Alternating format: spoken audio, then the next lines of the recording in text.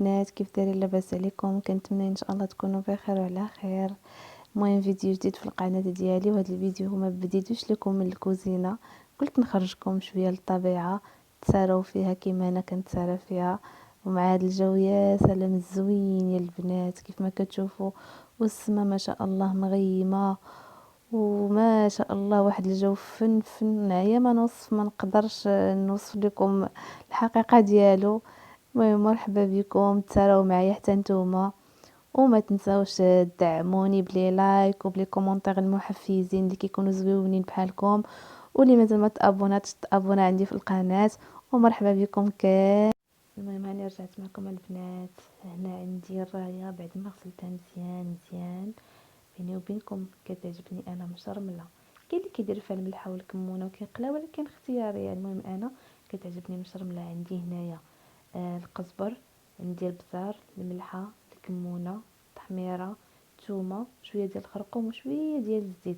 لحقاش انا كنشرمل بالماء، الماء تيخلي العطريه تدخل في وسط الحوت، اي نوع ديال الحوت كان عندك الماء كيخلي العطريه تدخل مزيان في الحوت وتشرمل مزيان مزيان. المهم هنا غادي نخلط العناصر كامله مزيان مزيان، وغادي نشرمل بهم هذيك الرايه ونخليها شويه بما شربت عاد نقليها.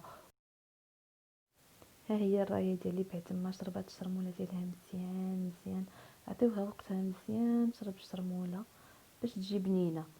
وهنايا راه عندي الدقيق، درت فيه، عندي الفرش درت فيه شويه ديال الملحه والبزار والكمونه باش كيتعطر حتى هو كيعطي البنه، زعما ما يجيش غير البنه ديال الدقيق هكاك.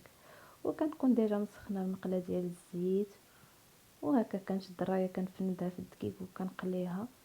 المهم هاد النوع ديال الحوت راه رطب وبنين صراحه. هاد الرايه سوا نصبتيها في الطاجين سوا درتيها مقليه كتجي تبارك الله ما شاء الله زوينه. وحتى الدراري الصغار بحكم ان ما فيها لا شوك لا والو كتجيهم ساهله. انا بنتي بعدا كتحماق عليها حيت ما فيها لا شوك لا حتى شي حاجه كتاكلها، كياكلها الدري الصغير و ميم طون كتكون بنينه. يعني ما يحتاجش انك تبقاي مدابزه معاه نقي الشوك نقي هادي عندك هادي. المهم انا بنتي كتعجبها وحتى انا كتعجبني، هما اللي الدار كاملهم كتعجبهم. المهم هنا غنخليها تقلى ونعاود نرجع معكم ان شاء الله. ها هو الطبق النهائي ديالي بعد ما وجد. المهم كتجي زوينه، جربوها يا البنات وردوا عليا في لي كومونتير. وهنايا درت واحد سلاطه اللي خفيفه. المهم سلقت لي باط وشرملتهم حطيتهم هما لتحت، حكيت فوق منهم خيزو، ودرت بطاطا مسلوقه حتى هي شرملتها، وشويه ديال المايونيز وشويه ديال البطاطا مقطعه مطيشه مقطعه عفوا دي طرونش. وما صورتش لكم حقاش قلت راه شي حاجه بسيطه، راه ولا الا بغيتوها كتبوا لي في لي كومونتير ونعاودها لكم ان شاء الله في شي فيديو جديد. وهذا هو العشيوه، هذه هي العشيوه ديالنا مع شويه ديال التيسير. وبصحه وراحه، ونتلاقاو في فيديو جاي ان شاء الله.